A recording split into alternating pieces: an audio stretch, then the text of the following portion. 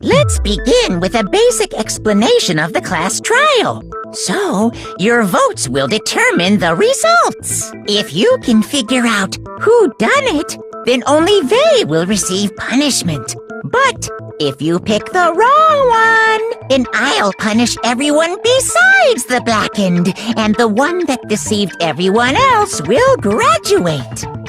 Now then, to begin with... We already know who did it! Was that? It was Hiro. He does not have an alibi for when the murders took place, and we found him in that suit. Don't try and deny it! You killed them! I didn't! Someone knocked me out! I was asleep the whole time! I don't know anything about it! Shut your murdering mouth, murderer! Who are you calling a murderer? I am sorry to say, Hiro, but we do have evidence. Blueprints for the suit.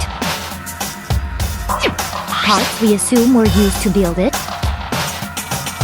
And all of it was found in your room. You have to admit, the evidence is quite compelling. It points to you as having created the suit and wearing it while committing crime after crime. How many times do I have to tell you? I don't know! I don't know!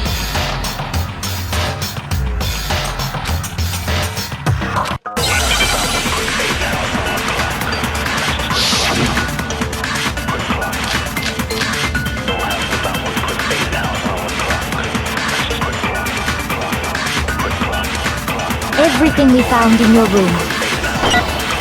The blueprints, the suit parts. No, what's wrong?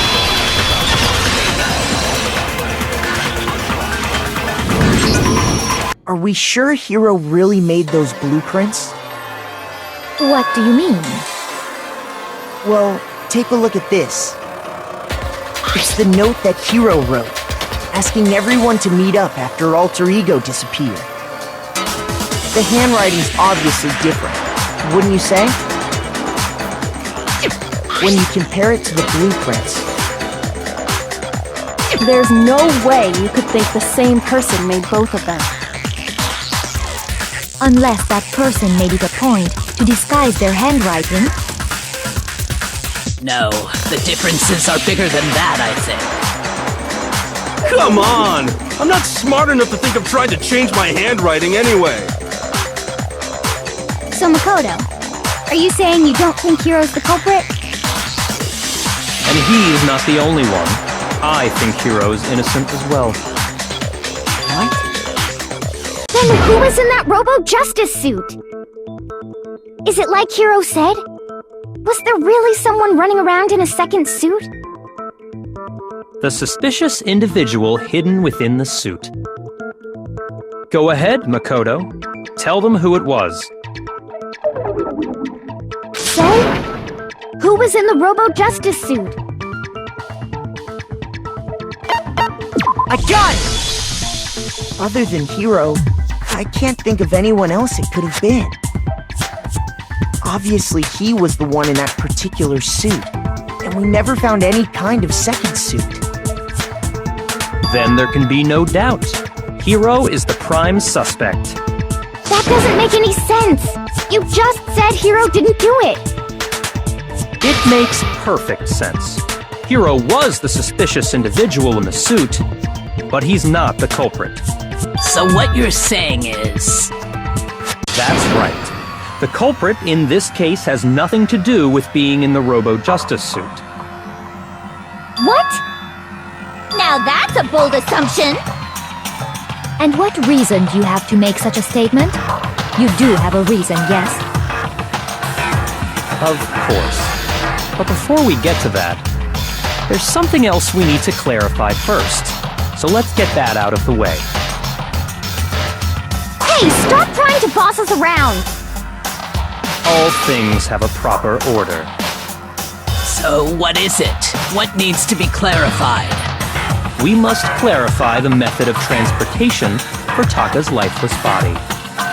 It would seem that his corpse was moved using certain particular items. Makoto, can you tell us what they were?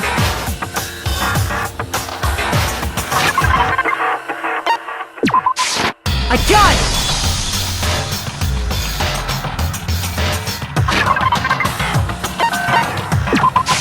I got it! They were a dolly and a tarp, right?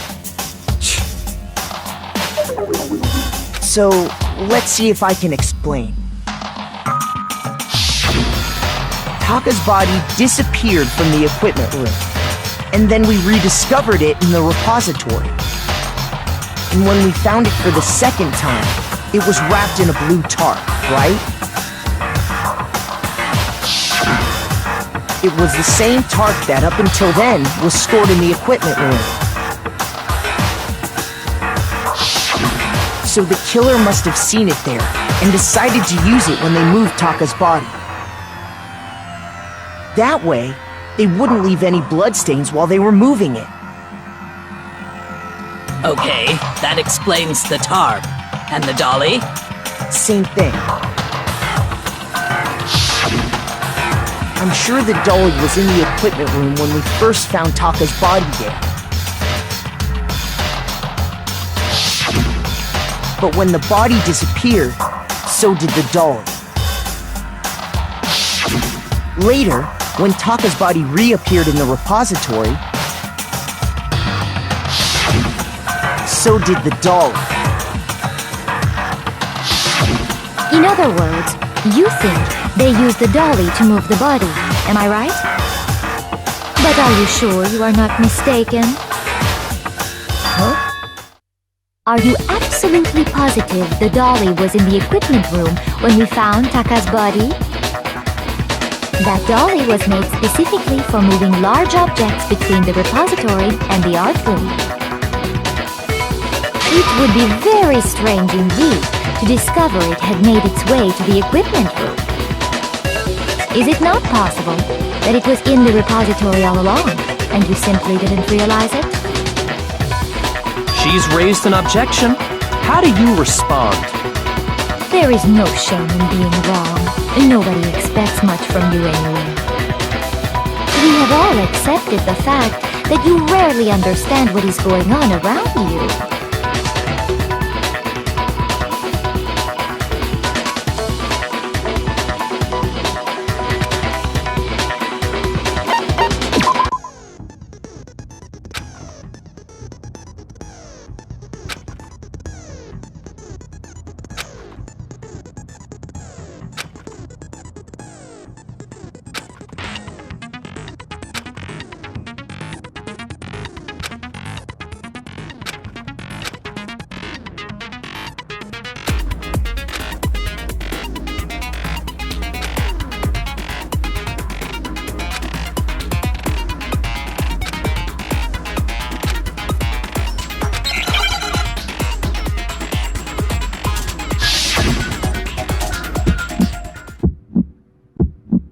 You have it wrong! I cannot agree! You are a fool! So pathetic! Lies will get you nowhere! Do your worst! Hey, miserable wretch! I cannot agree. You are a fool. Do your worst. You have it wrong. I cannot agree. You are a fool. So pathetic. Lies will get you nowhere. Do your worst. You miserable wretch. I cannot agree. You are a fool. Do your worst. I cannot agree. This should prove it.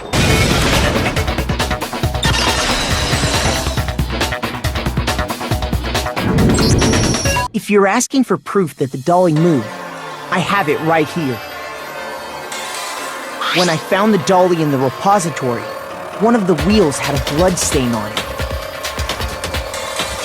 There was a pool of blood in the equipment room with a tire mark in it that matched the dolly wheel's tread. The killer probably rolled the dolly through the blood on accident as they wheeled the body out of the room. And as the blood dried on the tire, they moved the body into the repository. So there's my proof that the dolly was used to move Taka's body.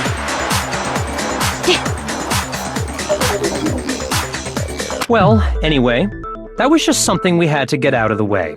Let's get back to the main subject. Yeah, the subject of how Robo Justice didn't do it. 'Cause if it's not a killer robot, then what kind of robot is it? I'm not sure that really matters. I'd be happy to explain why the occupant of the suit couldn't possibly be the killer. If you look back on how the body was transported, it will become immediately obvious.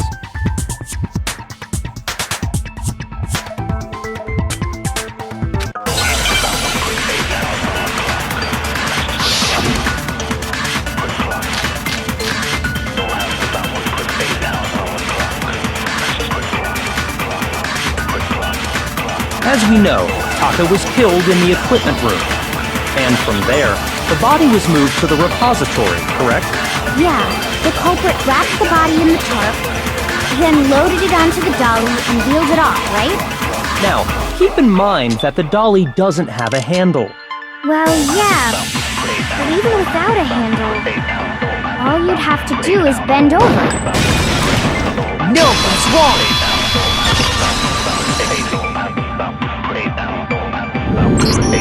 You're absolutely right that you could push a dolly without a handle if you stoop down low. But if you were wearing that suit, do you think you could actually get into a position like that? What do you mean? Think back to what you said when we were all checking out the suit together, remember?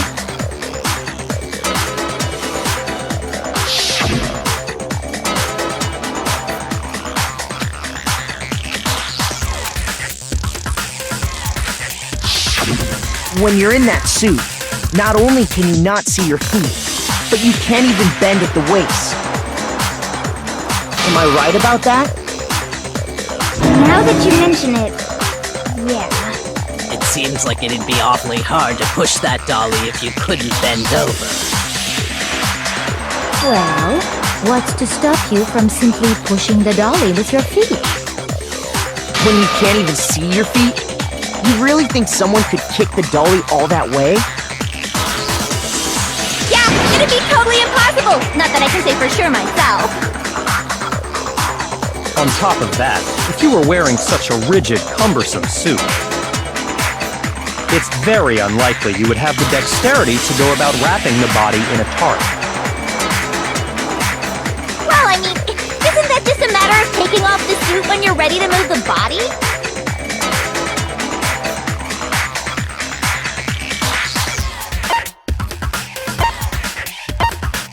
I got it! I don't think taking off the suit was an option. If you remember...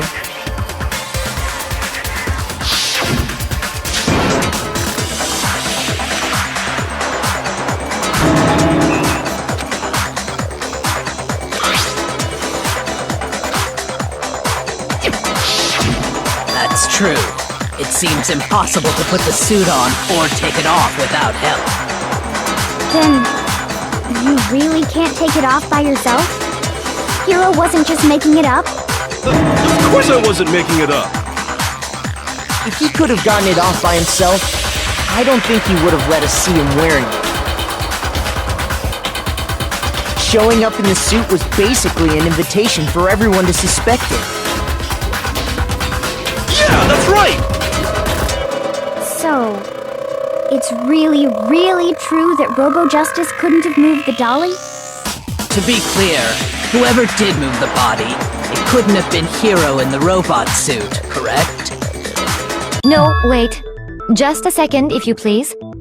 Have you forgotten about the picture that I took? You all got a good look at it, did you not? The image of Hifumi being dragged away by Robo Justice? If whoever was in that suit is not the culprit, how do you explain that? Besides, do you remember what the now deceased Hifumi said?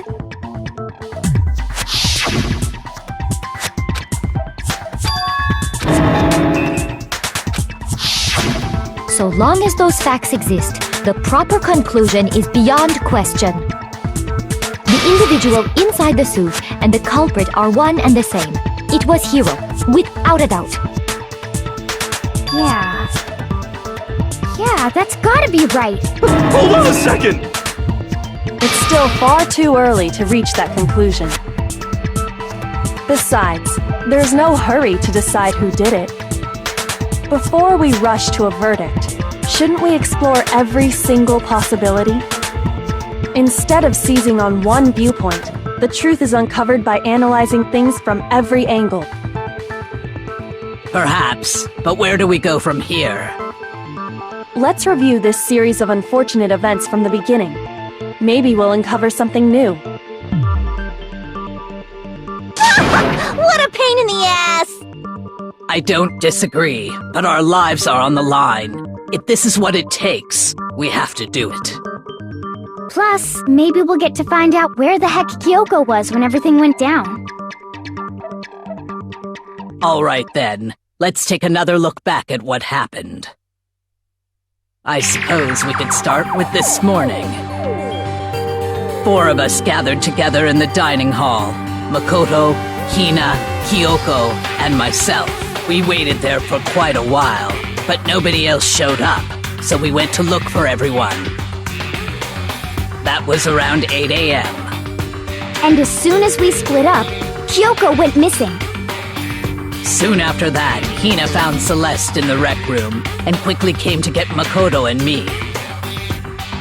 It seems I was unconscious for about an hour after I was attacked by my mystery assailant.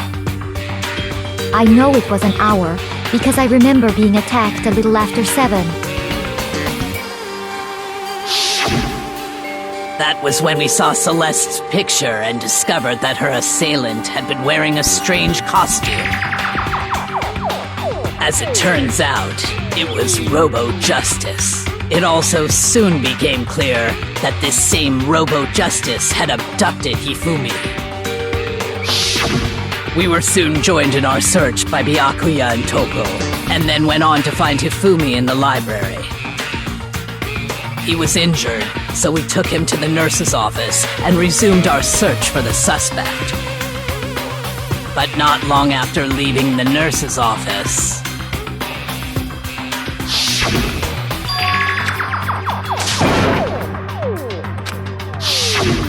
When Celeste told us that, we decided to split up and search the 2nd floor. And soon after that... I saw someone moving around on the 3rd floor, and I yelled out to everyone as soon as I did.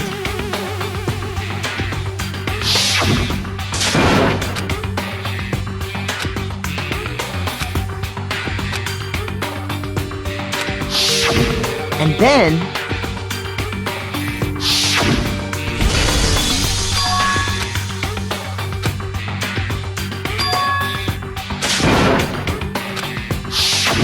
At that point, we decided to divide up into 2 groups.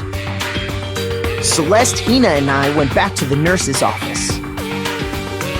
while Sakura, Byakuya, and Toko chased after the suspect. When we got back to the nurse's office, we found Hifumi, dead. And that's when we heard the body discovery announcement. I left Celeste and Hina there and headed back to the 3rd floor to let the others know what had happened. Meanwhile, we had just discovered Taka's body in the equipment room. We must have found both bodies at almost exactly the same time. Because we heard the same announcement not long after we discovered his body. And that's when I told you guys about Hifumi. Then the 3 of us headed for the nurse's office. But right after we left the physics lab, we ran into Celeste, who'd arrived after us, and she told us something very surprising.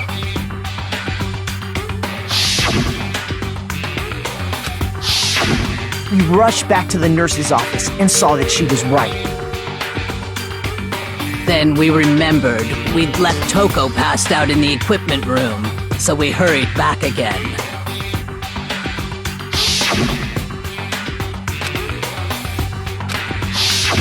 But when we got there, we discovered that now Taka's body had also gone missing. Next thing we knew, we were searching the school for 2 missing dead bodies. And after some time... Celeste informed us that she'd found the bodies, and we all headed to the repository. Which is where we rediscovered the corpses.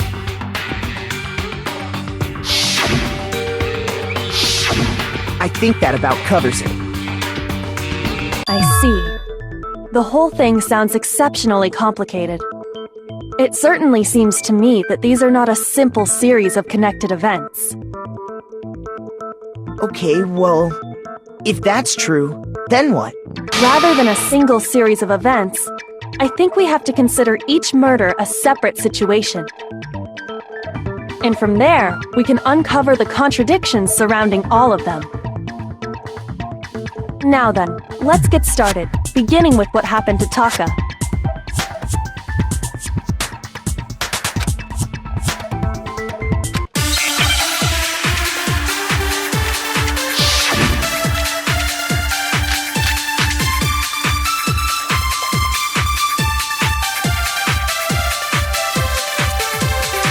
So, regarding Taka's death, I wonder if he died before Hifumi, or perhaps it was after? We already know what order they were killed in.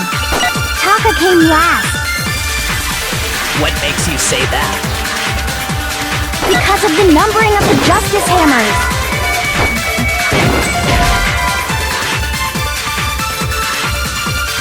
Shoot! So, regarding I wonder if, or perhaps it was. We already know what order they were killed in. Taka came last. What makes you say? Because of the numbering of the. No, that's wrong!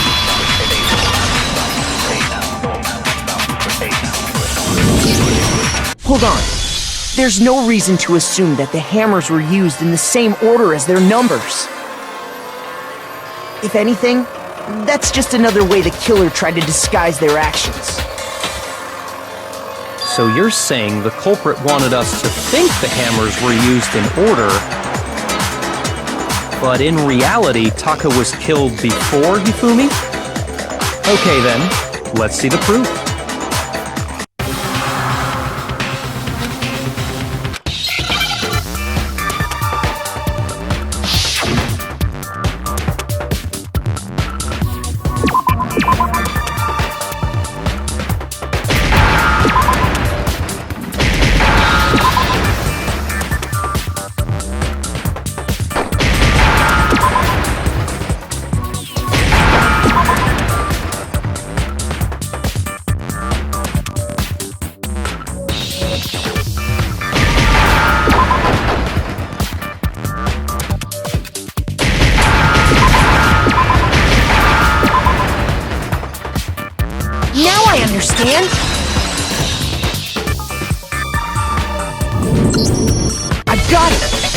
his wristwatch. See? Look! It broke with the hands pointing just past 6 o'clock. It must have gotten broken when he was attacked by the killer. Because as of last night...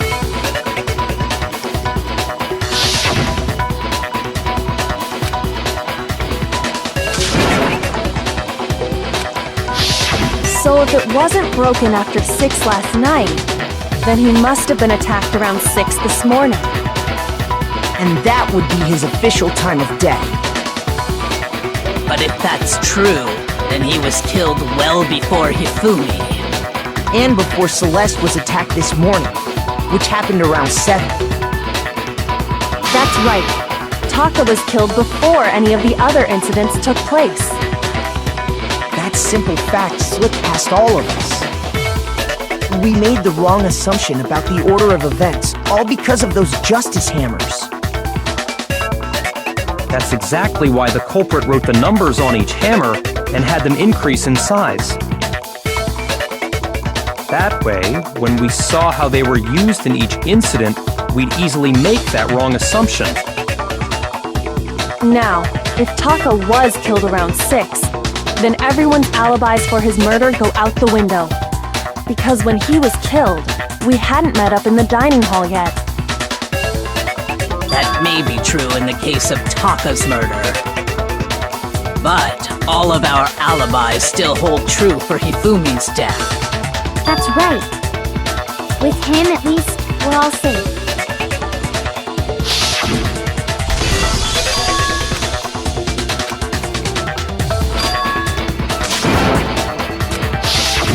When we heard Hifumi screaming, we were all together. Except for Hiro and Kyoko. Then we all ran down to the nurse's office, and that's where we found his body. That's totally true! We're all in the clear! Oh, I know! They must have recorded him screaming on a tape or something, then played it later on! If that's true, where's the tape? I don't know. Don't just go making stuff up! Anyway, we all have rock-solid alibis for when we heard Hifumi scream. Since all of us were there together, clearly none of us could have killed him. And it does not stop there. There was also the moment when we discovered his body had disappeared. When his body vanished from the nurse's office, Hina and I were in the bathroom together, while everyone else was in the equipment room, correct? And then there's the disappearance of Taka's body from the equipment room. At that time, we were all gathered together in the nurse's office because of Hifumi going missing. Well, don't forget, I was passed out in the equipment room the whole time! Wait, then what if Genocide Jill did it? She could have dragged Taka's body out of there right then! Even if she could pull that off, there's no way she could have done the same with Hifumi's body. Because, as we just established, she was passed out in the equipment room when his body disappeared. Besides, I didn't do either of them anyway! In other words, it is impossible that any of us could have killed Hifumi or moved either of their bodies. On the other hand, Hiro and Kyoko had disappeared, so they most certainly could have done those things. So what now, Kyoko? For now, we can't get fixated on who did it, or we'll just keep going around in circles. So instead of who, I propose we start talking about how. In particular, I think we need to figure out how Hifumi's body got moved. That's true. We searched everywhere, but we couldn't figure out how to explain his body disappearing. And according to what Celeste said,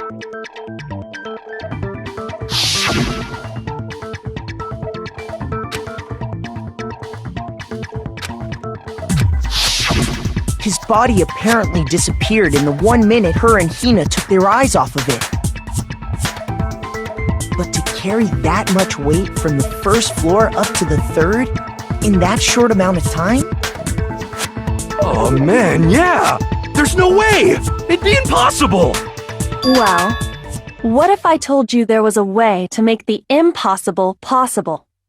What? How? If the dead body were to move itself. The dead body moved on its own? No! Not another... ghost! I don't think it has anything to do with the occult. I think what she's implying is... we thought Hifumi was dead, but perhaps in reality he was still alive. He was... alive? Are you saying Hifumi wasn't carried out of the nurse's office, but simply walked out on his own? But I mean, we found his body. He was dead. Perhaps he was simply playing dead. That... it isn't possible.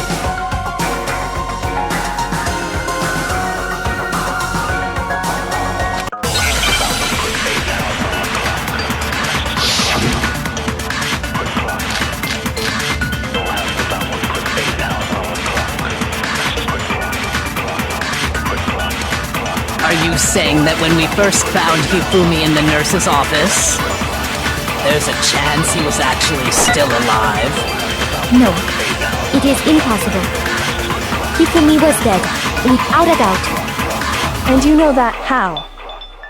Surely you heard the body discovery announcement along with the rest of us. Hifumi's dead body had been found. And that is why the announcement was made. Are we really so sure about that? Maybe the announcement was intended to signal someone else's discovery.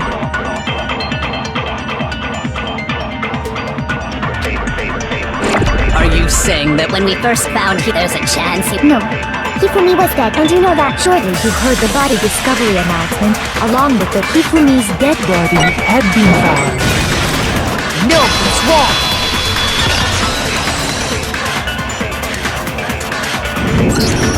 Was the body discovery announcement that was made really intended for Hifumi?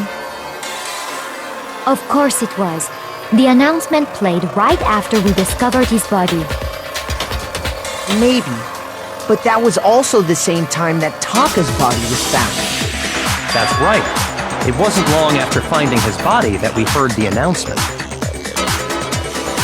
So there's a good chance we've made a mistake in there somewhere. I think we've confused whether the announcement was for Hifumi or Taka.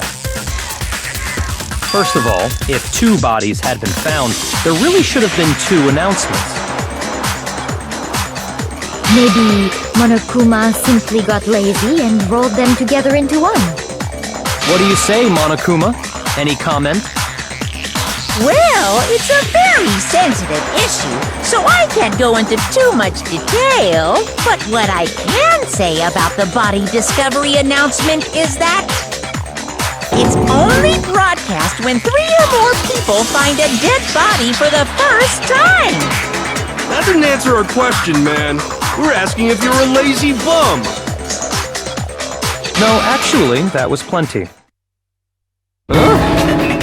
He said it's only broadcast when a body is discovered for the first time, which means even if we find the same body again later, he won't make the announcement again. If that's true, then why was the announcement made again later on? Huh? Later on? Exactly. We heard the body discovery announcement twice.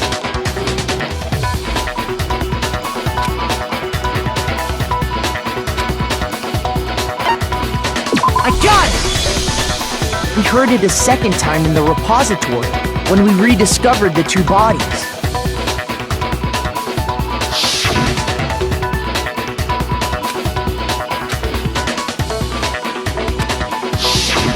It didn't seem weird at the time, but it contradicts what Monokuma just told us, doesn't it? Exactly. If we were actually rediscovering both bodies, the announcement shouldn't have played. And in reality, when the two dead bodies were rediscovered, one of them was actually being discovered for the first time.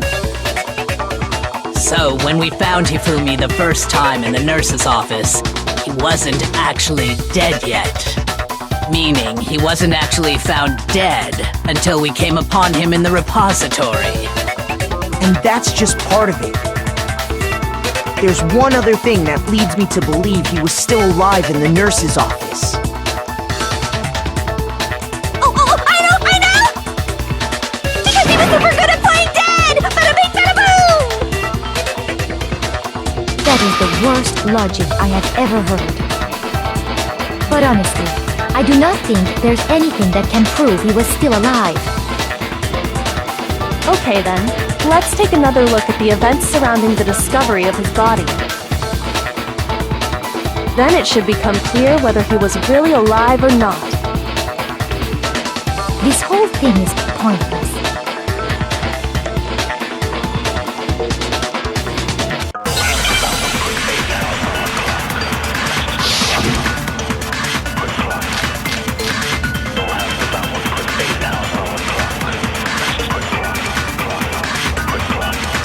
Well, here's one thing we do know. The first time we found Hifumi's body was in the nurse's office. And then, while me and Celeste were in the bathroom, his body disappeared! And the next time we saw his body, it was in the repository. But when you compare his body before being moved and his body after being moved, other than the change in how it was positioned, there was no notable difference. No, it's wrong!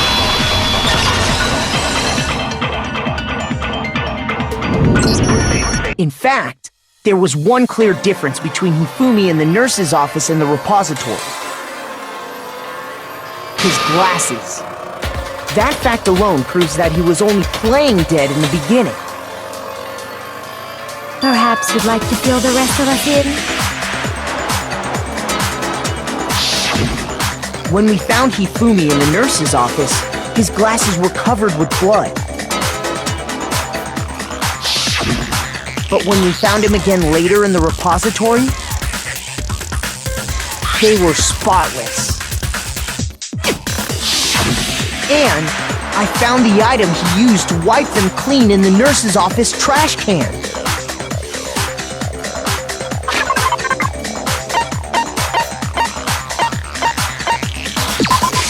I got it! It was a glasses cleaning cloth featuring a certain cartoon mascot. One look at the bloodstain on the cloth should make things clear. This piece of cloth was used to wipe Hifumi's glasses clean. And the mascot on the cloth is the same one that's on the digital camera, right? And whose digital camera was it? Hifumi's, of course. The character was...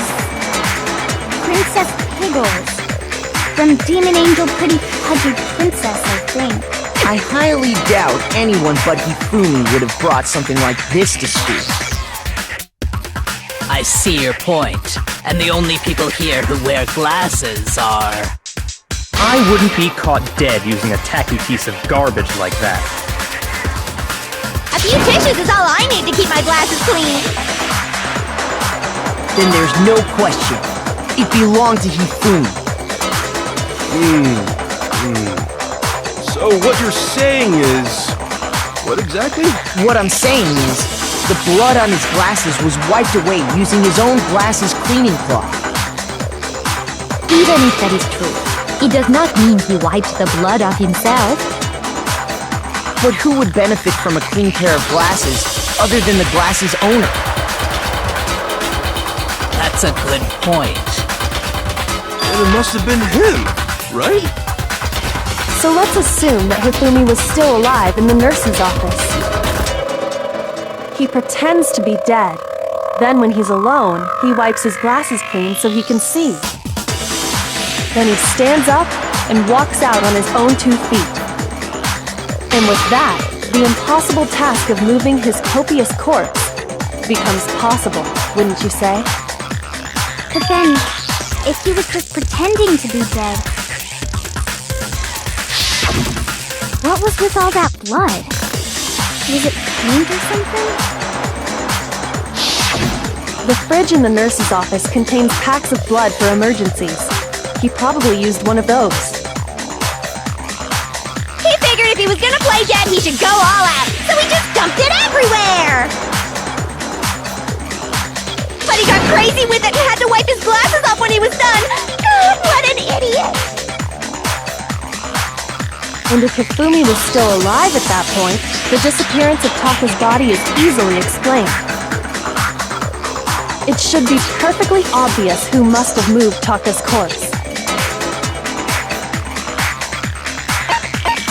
I got it! It could only have been Hifumi. While we were all gathered in the nurse's office, he went to the equipment room and took Taka's body. That also explains how the door to the repository got locked. The door was locked? Well, after the bodies disappeared, we all went looking for them, right? So me and Sakura headed for the repository. But when we got there, the door was locked. And the repository door can only be locked from the inside. Which means when Hina and Sakura got to the repository, someone was already inside. And it could only have been Hifumi, who just finished stashing Taka's body there. He convinced us all he was dead, and when he saw his chance, he dragged Taka's body to the repository. So, Hifumi wasn't just another victim in this case. He was one of the assailants. But that means he took part in the murders. I just can't believe it. If you're having trouble, would you like me to show you one more piece of evidence? There's more? Oh, absolutely. The single biggest fact pointing to his involvement has yet to be revealed. You know what I'm talking about, right, Makoto? The item he took off of Taka's lifeless body?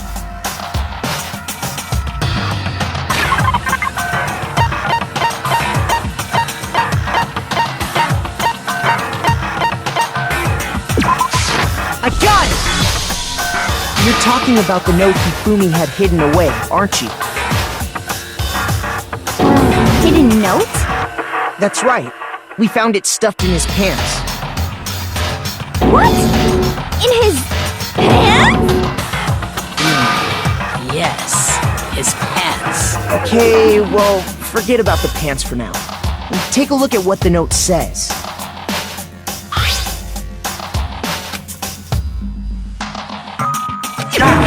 That's the note I was telling you about. The one that told me where to go. Huh? Wait, this one's a little different. In my note it said, Monokuma can't find out, so don't tell anyone else for now. Let's meet in the rec room at 1 a.m. I see. Then this note isn't the same one Hiro got. It's not the same? In other words, the killer got in touch with another person besides Hiro. And that person could only have been... I got it! That's right! Taka! The killer used this note to draw out Taka and murder him. Hello? Over here! Objection! Objection! I don't really understand what's going on, but Hifumi had that letter, right? So whoever wrote it wasn't drawing out TikTok, they were drawing out Huffy!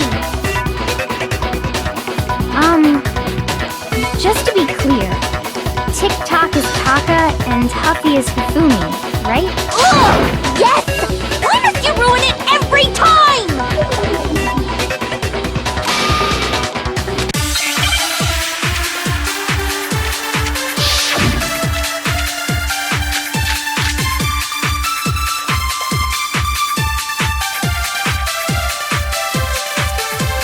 Huffy had the note, right? Then the person it was intended for must have been Huffy! But remember what the note said. What time did it say to meet? 6 a.m., I believe. The time doesn't matter! The note has nothing to do with TikTok! No, that's wrong!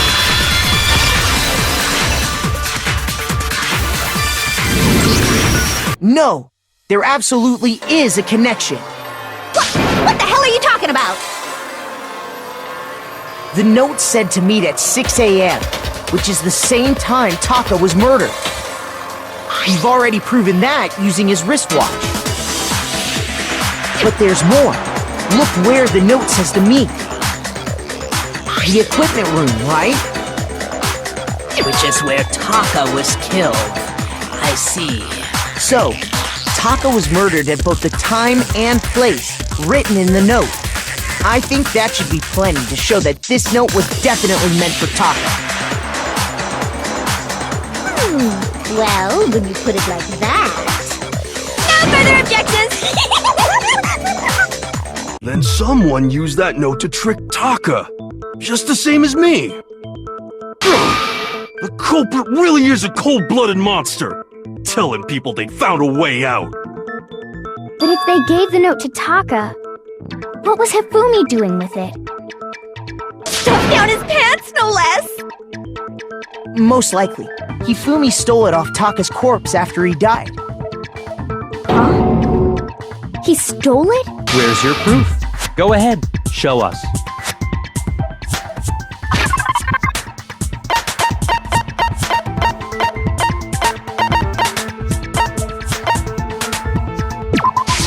I got it! When I searched Taka's body, I saw that his lifeless hand was gripping a small scrap of paper. If I'm right about this, the sheet of paper this piece came from is... I knew it! It fits perfectly with the note we found hidden on Hifumi.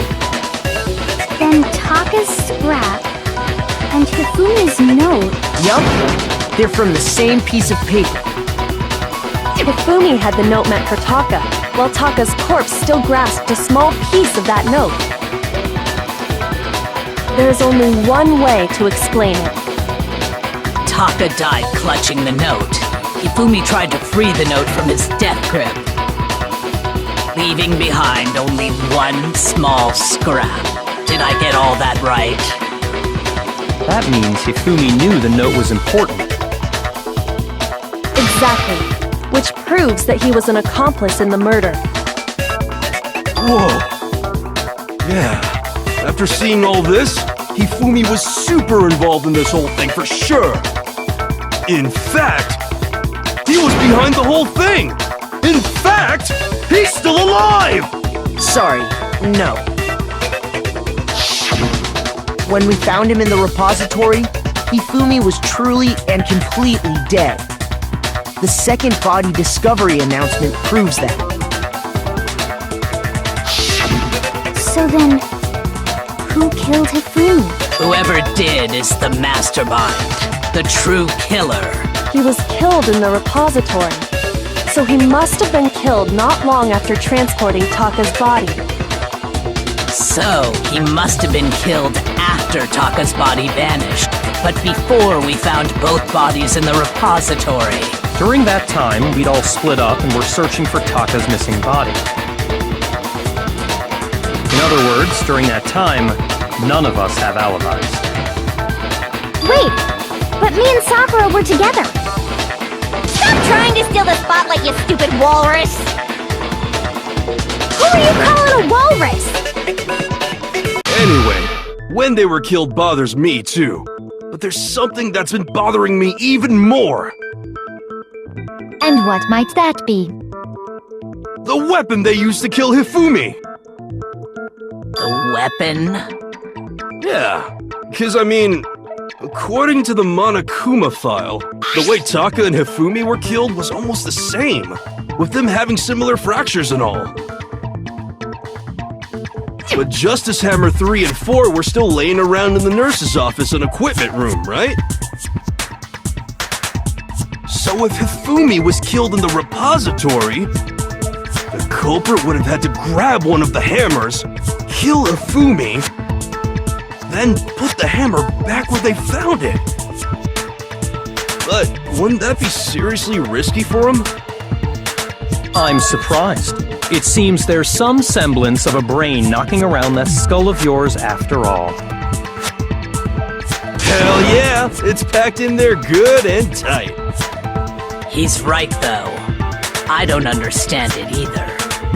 The Monokuma file makes it clear that they were killed using similar instruments. But if the hammers were already laying around those other rooms... So the question is, how could the culprit have gotten their hands on either of the hammers? Personally, I haven't a clue. So which hammer was used to attack Celeste? Number 1 or number 2? Those were accounted for in other rooms too. And I don't think either one is big enough to kill someone.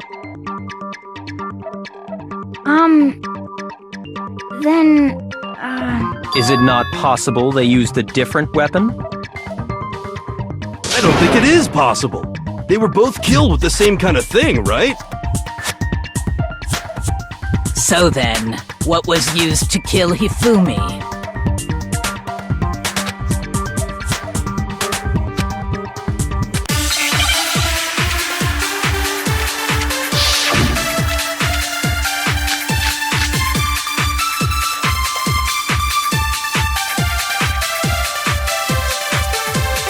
What was used to kill Hifumi? Was it Justice Hammer 3? Maybe Justice Hammer 4? Well, whatever it was, there's one thing we have to figure out. How was the culprit able to move around so freely with the weapon? How did nobody witness them carrying it? Sounds like a Justice Hammer 5 is about to make its appearance! Check out murdergear.com/hammertime for more info! Well, one thing seems pretty clear. The murder weapon had to be one of the... No, it's wrong!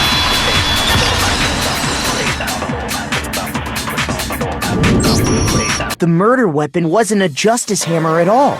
No, it was something completely different. But, seriously? A different weapon? Specifically, a hammer from the repository. The killer could have easily used that to kill Hifumi. Now, all the hammers in the repository were covered in flecks of grit and debris. But for some reason, one of them had been scrubbed clean.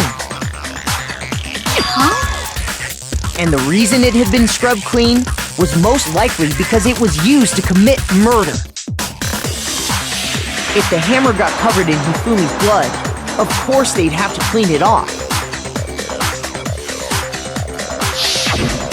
I'd also like to point out that the repository has all kinds of hammers. Big ones, small ones, and even some flat mallet-like ones. I think whoever made the Justice Hammers used those as a basis for their design. If that's true, that would explain the Monokuma file's note about the wounds being similar. So Hifumi moved Taka's body to the repository, where someone then used a hammer to kill him. Whoever did that was the true killer. The one Hifumi was working with. And the one who betrayed him. Hold on a moment. I still think it's strange to assume someone was working together with him. The way the graduation rule works, there is no benefit to helping someone else carry out a murder. So the idea that anyone would work together like that is simply ludicrous. We talked about this, did we not?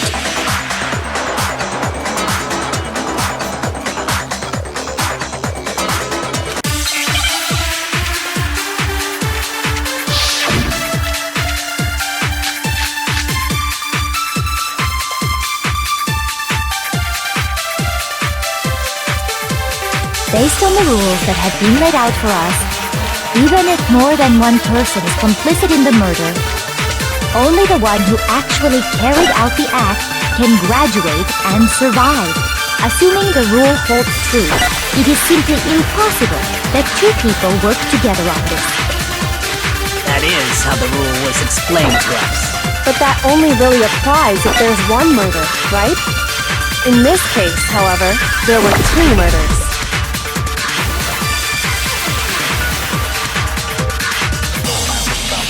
Based on the rules that have been laid out for even if more than one, only the one who actually carried out, assuming the rule holds true. No, that's wrong!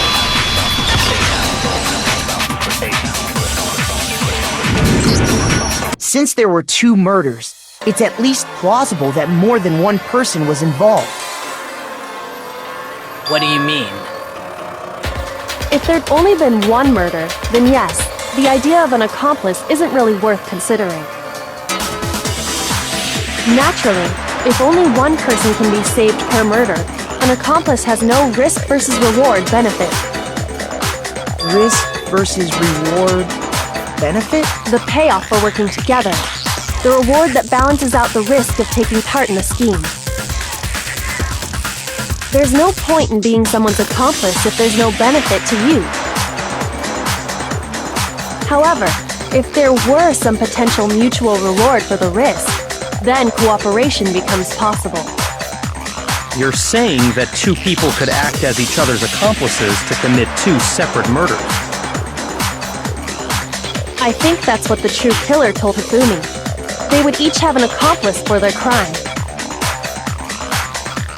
And based on the case's events, Hifumi would have been the first one to act, murdering Taka. They made him carry out the first murder so he couldn't back out of helping them later on. So in this case, there wasn't one single person committing multiple murders. Instead, each person killed someone, creating 2 separate incidents. And it only looked like one person because that's how the true killer designed it to look. A single suspicious individual, a similar weapon used in each crime, disappearing bodies. By creating one seamless set of circumstances, they made it look like one person was behind it all. The mastermind picked their target and managed to convince him to go along with their plan. And then, to avoid the no accomplices rule, they simply killed their accomplice. Which, if true, means that betraying Hifumi was part of the plan from the very beginning. That's just awful! How could anyone be so cruel? You think so? I can't help but admire its cunning. Still, their choice of accomplice seems odd.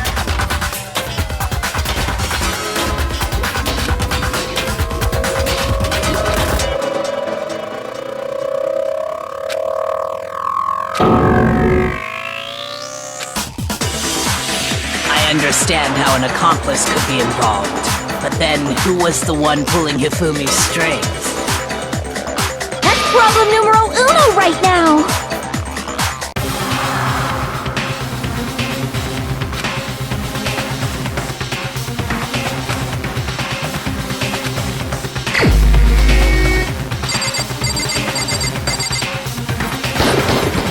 Here's my answer! It was Celeste. So I'm the suspicious individual now, am I? I really do hate this kind of joke. A joke? I wonder. So what you are saying, then, is that I specifically chose to work together with Hifumi. The idea that I would choose to spend any amount of time interacting with him, that I would go within 10 feet of that shit for brains, that lazy, worthless goddamn idiot! Pardonnez-moi. Just to be clear, there is evidence to support it. Is that so? It is. Throughout the investigation, there was certain behavior that was common only to the 2 of you. Considering what we've learned so far, it only further proves that the 2 of you were working together.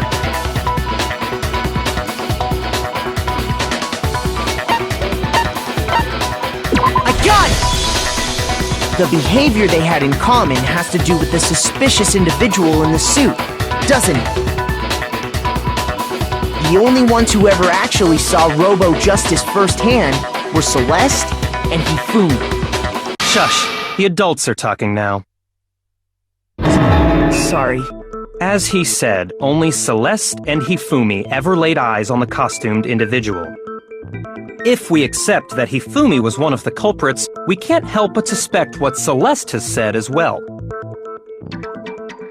Are you saying everything they told us was a lie? After taking Hifumi to the nurse's office, we all began our search for this individual, correct? And not too long after that, do you remember what Celeste said?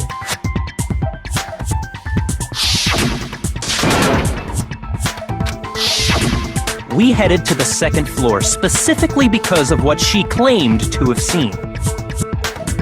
Next, to draw us all to the physics lab up on the third floor, She let out a blood-curdling scream.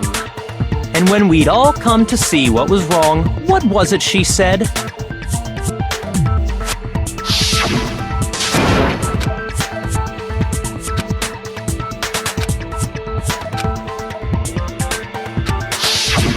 Once she'd done her job of getting us all up to the physics lab, it was time for her partner to get to work.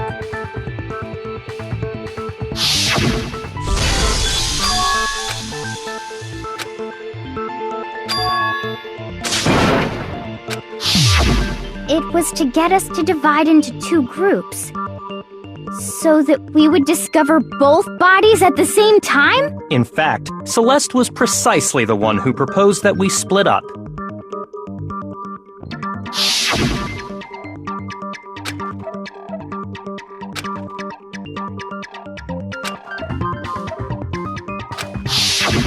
Well, if Celeste and Hifumi were working together, all those chance events suddenly become connected. And on top of that piercing cry of yours early on.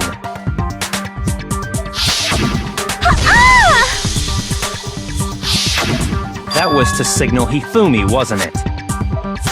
It was your way of telling him, we're on the third floor, everything's going according to plan. Why else would you let out a scream that could have carried across the sea? I just realized another strange thing. When we found Hifumi in the nurse's office, who we now know was only pretending to be dead,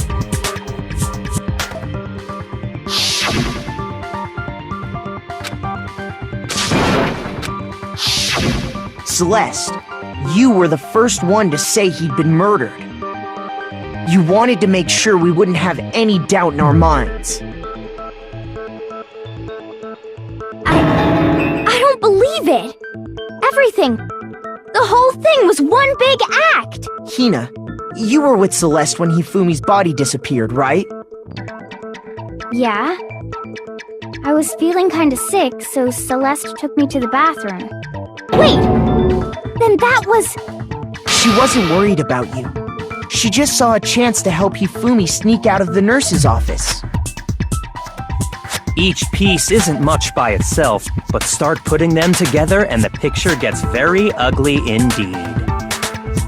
Wouldn't you agree, Celeste? I have no idea what you mean. Don't bother trying to deny it. You made one fatal mistake. Oh, did I? I didn't even catch it myself when you first said it, but looking back, I can say that one little slip-up was your undoing. What are you talking about? I'm talking about what you said after Hifumi's body disappeared and we returned to the nurse's office.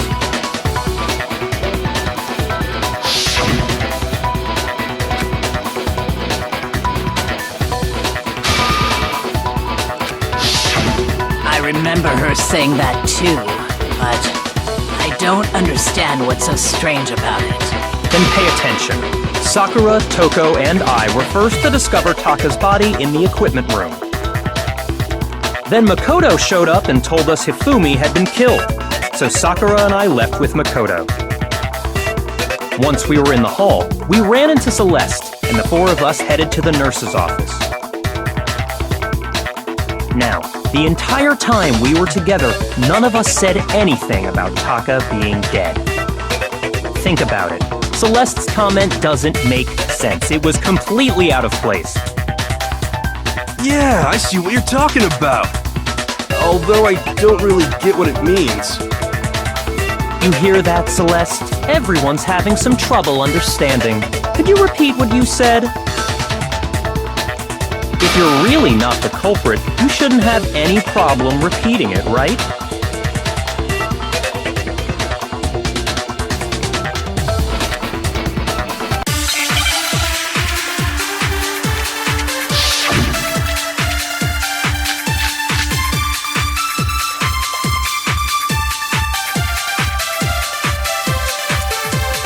All I said was, they must really be enjoying this. Enjoying the sight of us standing around, frightened and confused. They must be positively elated. We are all going to die here. We are going to die, just like those guys died. And that is all I said. And that's all it takes to finish this. It's obvious, isn't it? What was so strange about Celeste's comment?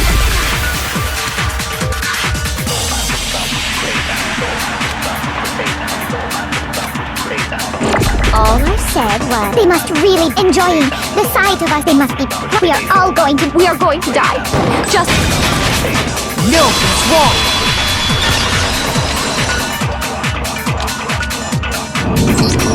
That's right. There's no reason Celeste should have said, just like those guys died. When she said that, none of us had told her Taka was dead. Exactly. And we didn't run into her until after we were all out in the hall. So there was never any chance for her to have seen his body in the equipment room for herself. So how did you know, Celeste? How did you know more than one person had been killed? And how did you know they were both guys? Because Kyoko had also disappeared, right? So she could have been dead too. You all have such vivid imaginations. You know that? Imaginations? You claim that I was lying when I told you about the suspicious person I saw. Then what about the picture I took? How do you explain this picture of the costumed villain dragging Hifumi away? It has to be some kind of setup, right? So let's put the suit on, and then she used the camera's timer to set up the picture. Have you so quickly forgotten? You are the only one who could have possibly fit into that suit. Plus, I happen to know that this particular camera does not have a timer. In other words, it is an unassailable fact that this is a picture of Hifumi being dragged away. If everything I told you was a lie, how can this picture exist? Simple. Are we sure that's really a picture of the suspect dragging Hifumi away? What could you possibly mean by that? Surely there are other explanations than the one you've offered up. No, there is no other explanation.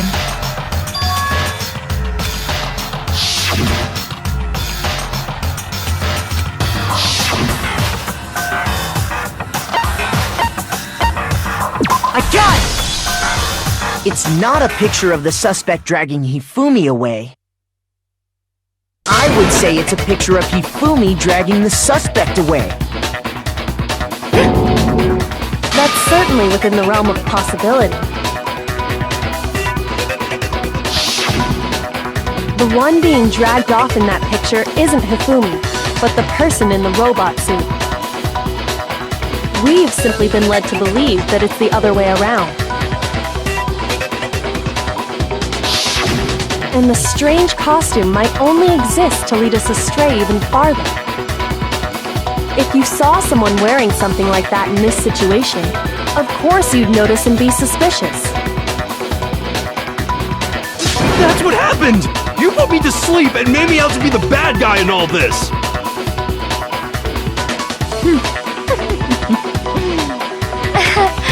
Such a thing is utterly impossible. Hifumi was dragging him away? Ridiculous. Is it? I don't think it's ridiculous at all. Then shut your mouth and allow me to educate you.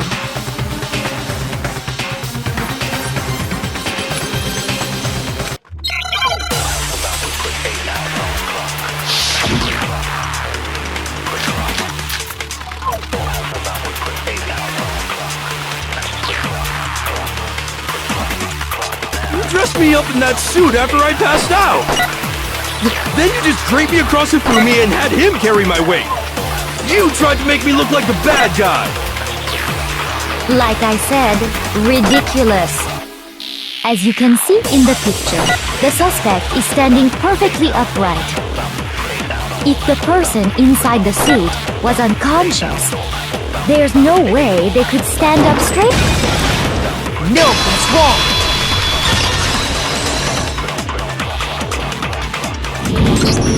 No. Even if the person inside the suit were unconscious, they could still stand up like that. Because that Robo Justice suit had a certain characteristic.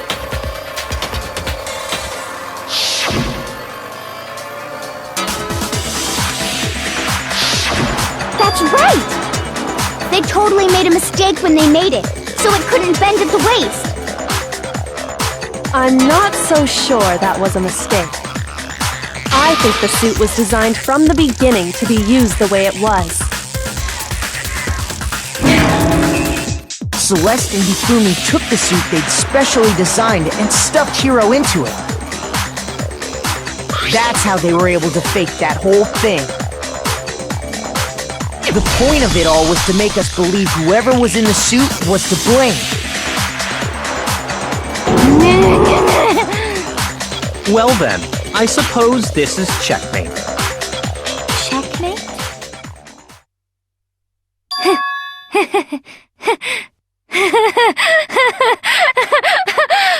Don't make me laugh, you idiot! What do you mean, checkmate? Celeste? Clearly, you want to cram me into your little guilty box. Well, there's one little problem. Have you already forgotten what Hifumi told us as he lay dying?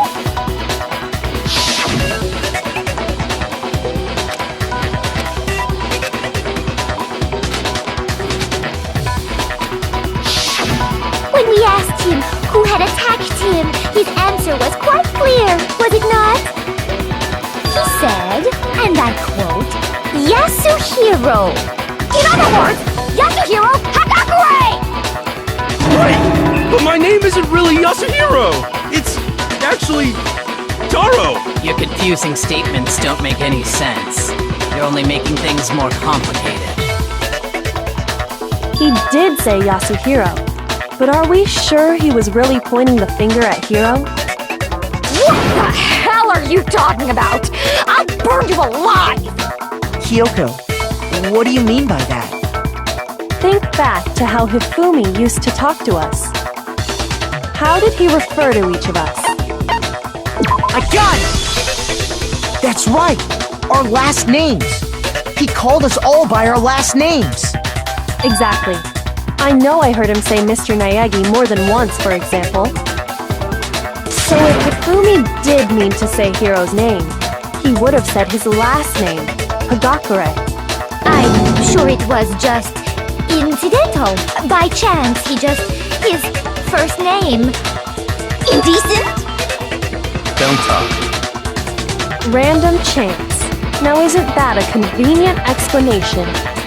No, there's no reason to think he would have said the name any different than normal. But he must have run out of energy before he could say any more. So Hifumi was trying to tell us the last name of whoever killed him? But the name he said doesn't apply to anyone here. Well, no. Hold on. There's one person it could apply to, and that's Celeste. She never actually told us what her real name is. What did you just say? To think you'd take your false accusation so far, I don't know whether to laugh or spit! Come on! Enough with your idiotic blather! Yasuhiro is a loser's name! Do I look like a loser to you? Well, do I? What? I think I've earned the right to be a little on edge. Okay, then fill us in. What's your real name? Ah! sure your ear holes are wide open and listen up!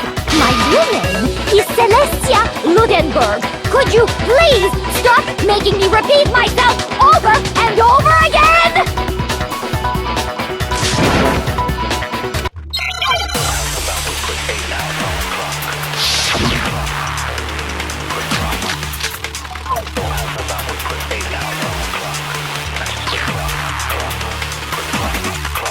Hifumi was trying to tell us something. He wanted us to know the killer's last name, Yasuhiro. If there's one person here who might have that last name, It would have to be you, Celeste. You haven't told anyone what your real name is. how many times do I have to tell you? My name is... Celestia Ludenberg! God damn it! How long do you plan to go on pretending? I'm not pretending. It's the truth. And since you have no way to contradict me... No, it's wrong!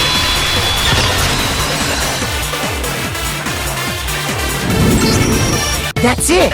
The handbook! What? Anytime you turn your handbook on, it shows the owner's name when it boots up, right? Monokuma told us all about it before.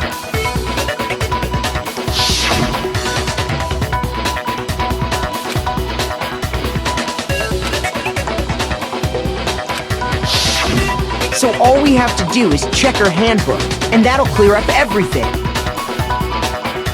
That's how we can find out Celeste's real name.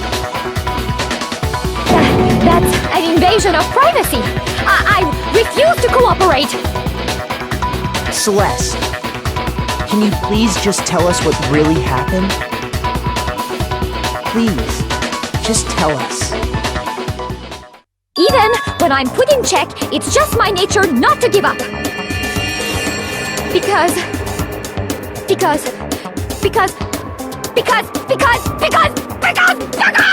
until the game's over, you never know what might happen.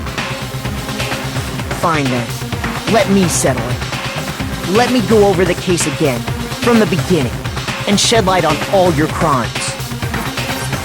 And that'll bring everything to an end.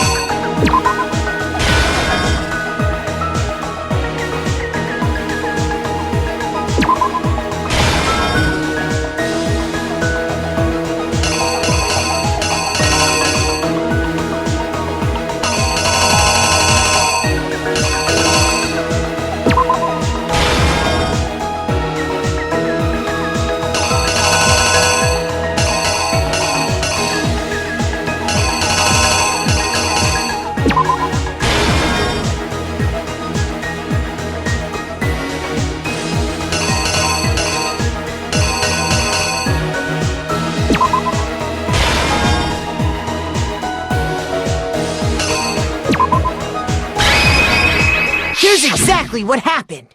Before anything, the killer persuaded someone to help carry out the murder. And that person was...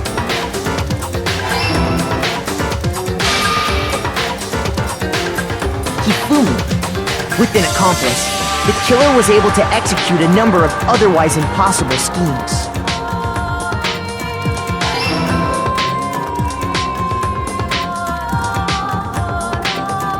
First, they convinced someone to meet them in the rec room last night at 1 in the morning.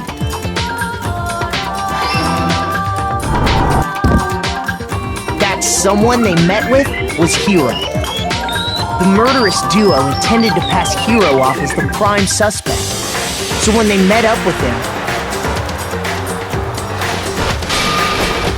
they drugged him, knocked him out, and stuffed him into the Robo Justice suit.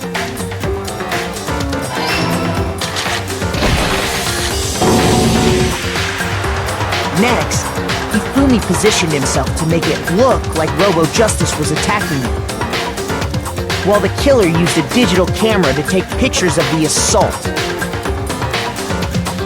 They did all this just to create evidence that would put the suspicion on Hiro. When they were done with him, they shoved him, still unconscious, into the pool room locker.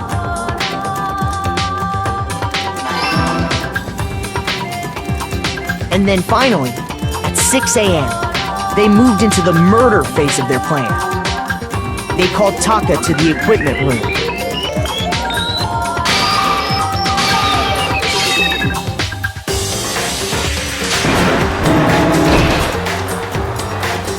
And that's where Hifumi killed him, making it the scene of the first murder.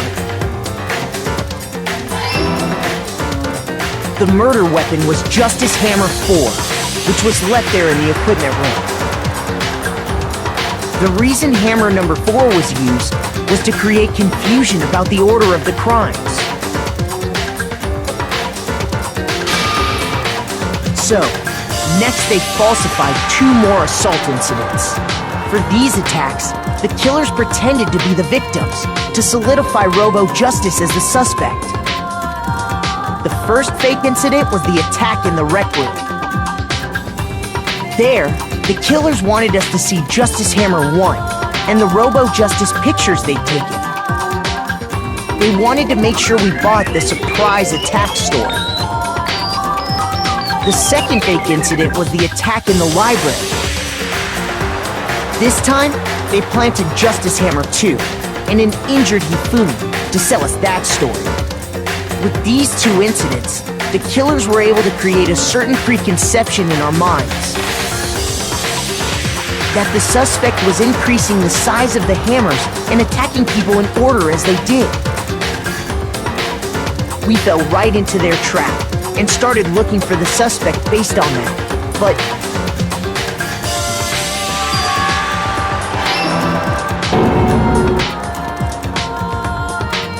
while we did that, we left Hifumi alone in the nurse's office. This was exactly what Hifumi was hoping for. He took a blood packet from the refrigerator and Justice Hammer 3 and turned the room into a crime scene in which he himself had apparently been brutally murdered.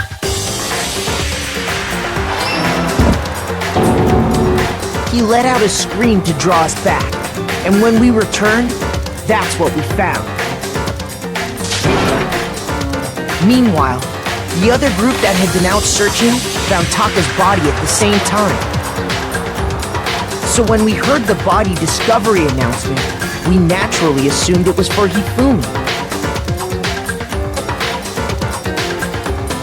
We left the nurse's office, and Hifumi once again took advantage of the situation. He simply got up and made his escape. When we learned his body had disappeared, we all rushed back to the nurse's office. And once again, Hifumi had the chance he was waiting for. This time, he snuck into the equipment room.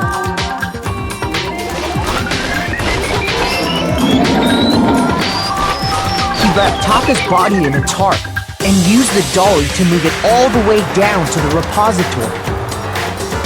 That explains how each of the bodies disappeared. But even Hifumi didn't know what the true killer had in mind for their final act.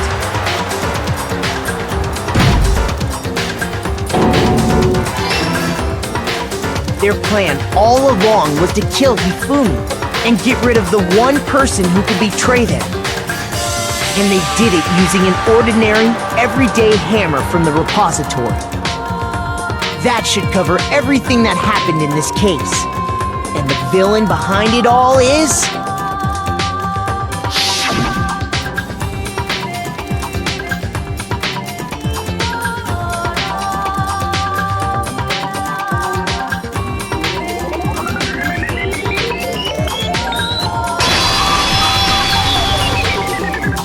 Celeste! Sorry, you lose. I lost? When was the last time I was forced to utter such words? They hang heavy around my neck. Then you admit it? You're the killer? Listen to you, trying to take charge, as if you're my private instructor. I, Celestia Ludenberg. Actually, no, Taiko Yasuhiro is fine. Taiko? So, you finally accepted it. I'm the kind of person, once I've lost, I don't like things to drag on. Interesting.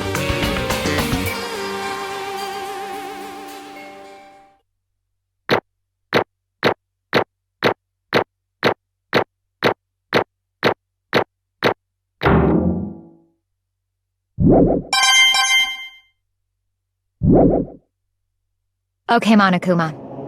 I'm ready to begin. Or, no. I suppose this is the end, isn't it? It is indeed the moment we've all been waiting for. Time to vote, okay? Okay. If you would, please locate your lever and cast your vote. And when the votes are tallied, who will become the blackened? Will you make the right choice or the dreadfully wrong one? What's it gonna be? What's it gonna be?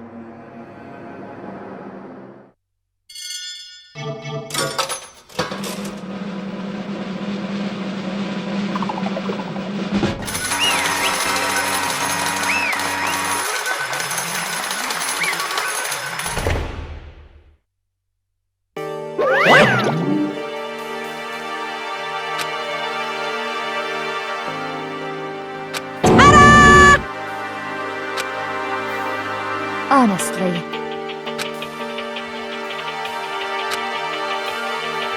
I knew it.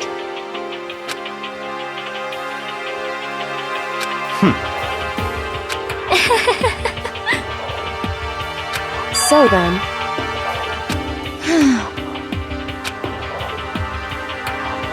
Indeed.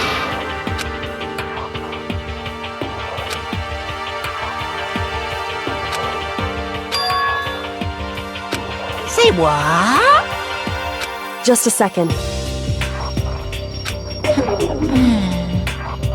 In other words... Indeed. I see.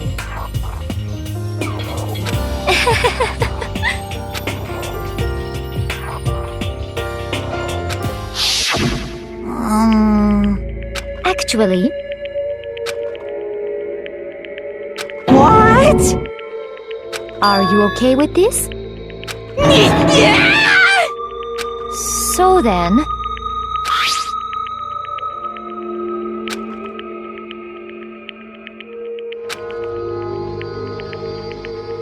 Damnation!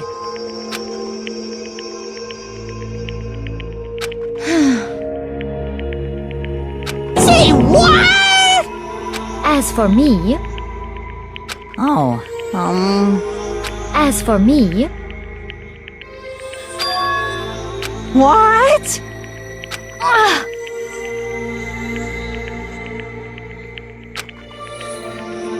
Damnation! Say what?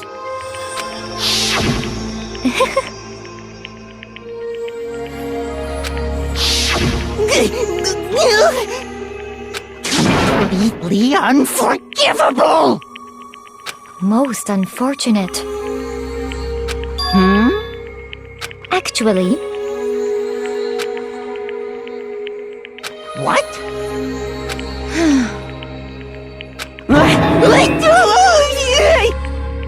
Indeed. This is unforgivable! Completely unforgivable! Honestly.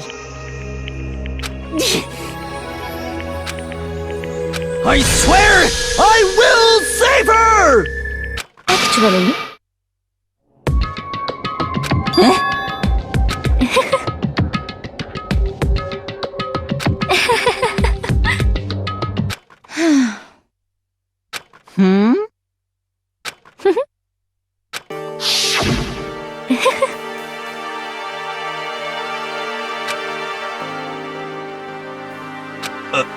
I see. Indeed.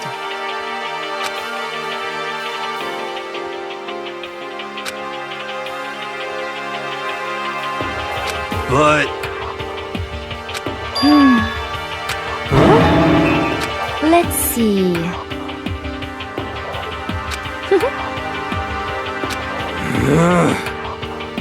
Well,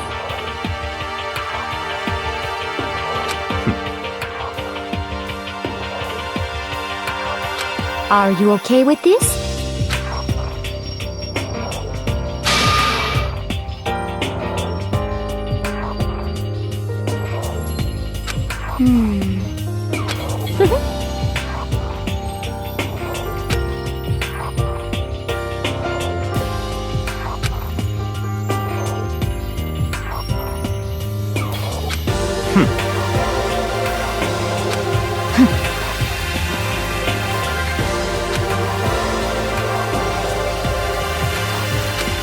so in the end,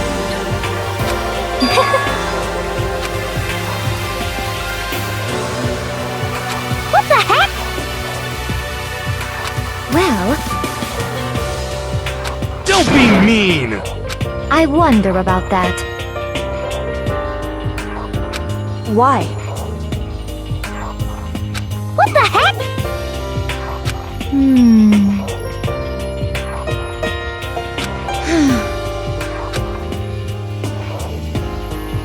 But... You little bitch! Hey! You little bitch! This is fine. Honestly. As for me, isn't it wonderful?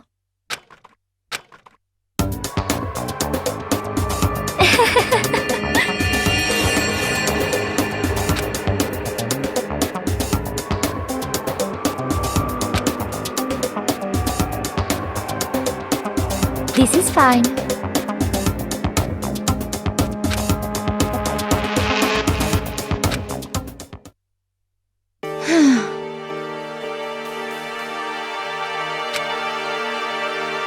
There is nothing to be done. Just the worst. Oh!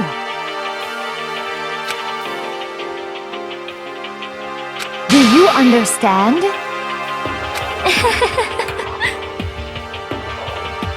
What is this?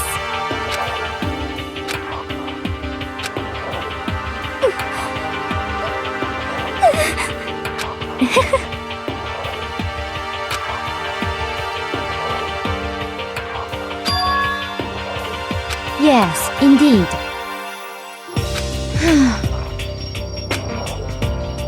Isn't it wonderful? Hey!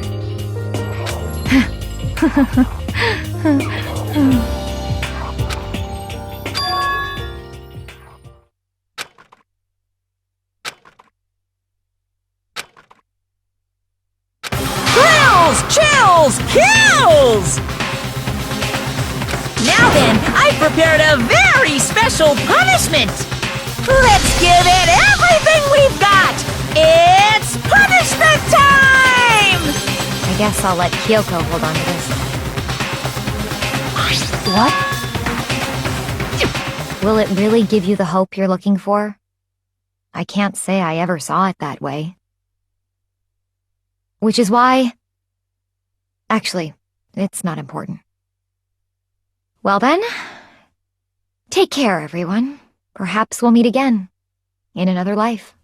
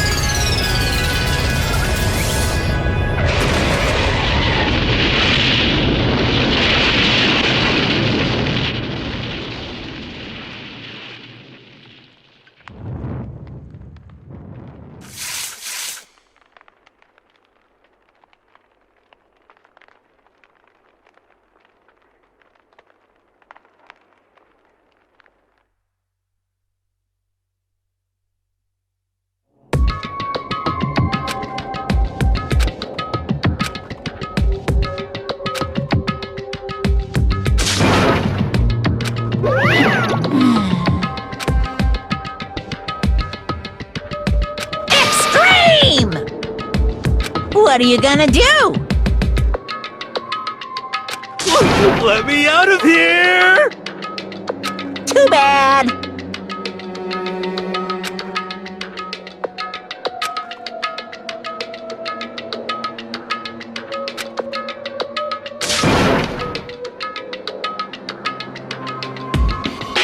How strange.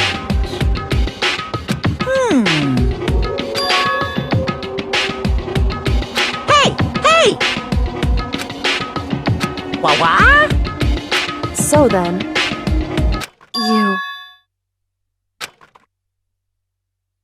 Ooh! Hey, Ooh! How exciting!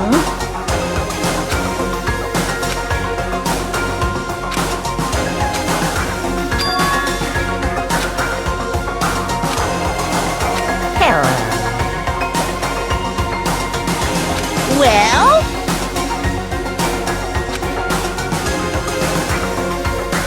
See ya later!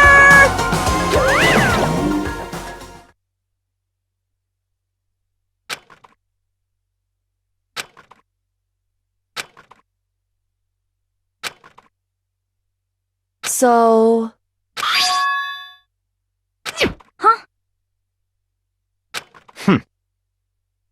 Hey,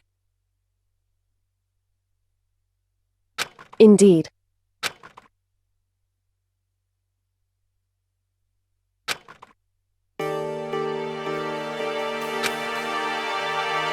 Hey, What?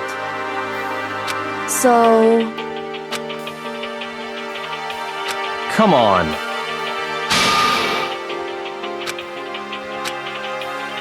What?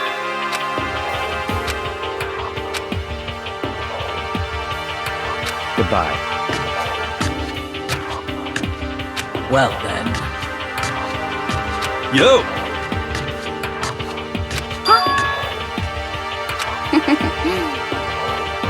Okay.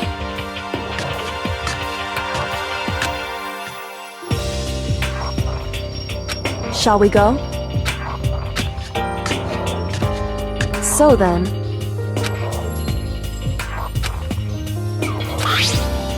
You really came.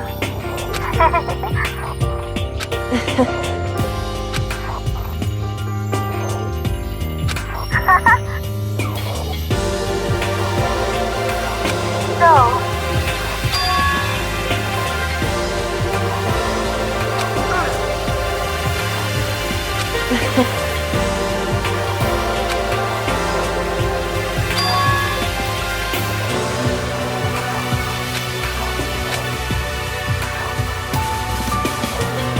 you...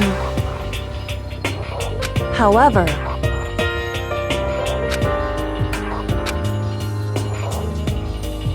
What?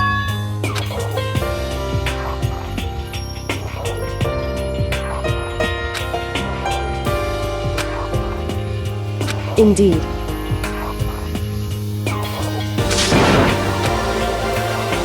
What?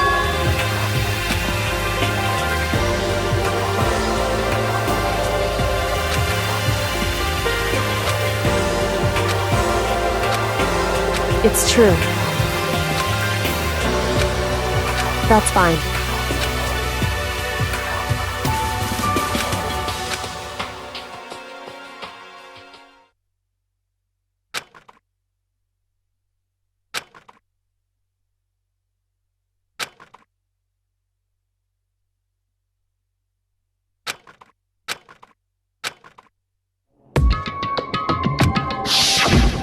Correct.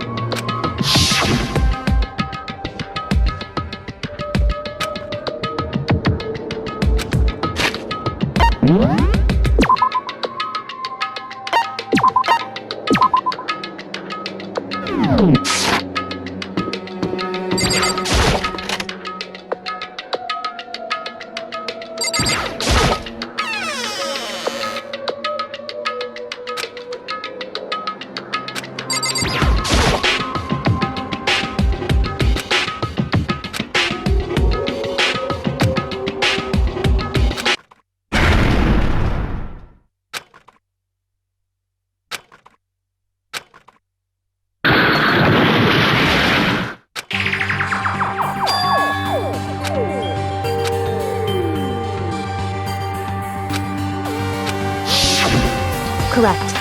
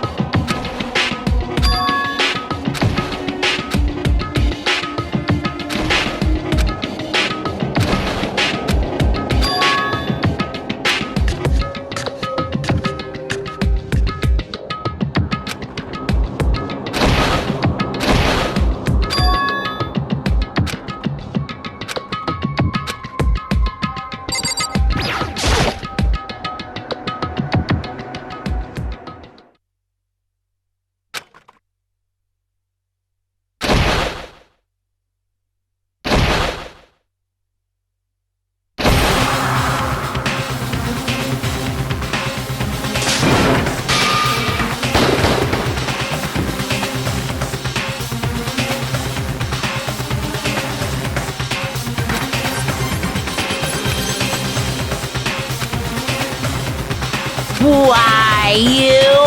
What do you think you're doing? I asked you a question. What's the meaning of this? How dare you defy me? This wasn't part of the deal! I've made a decision. I will no longer retreat, no longer compromise, no longer regret. I've made my decision. I'm going to resist you. Okay, but you do realize what will happen if you go through with this, right? You haven't forgotten, have you? What I'm holding hostage?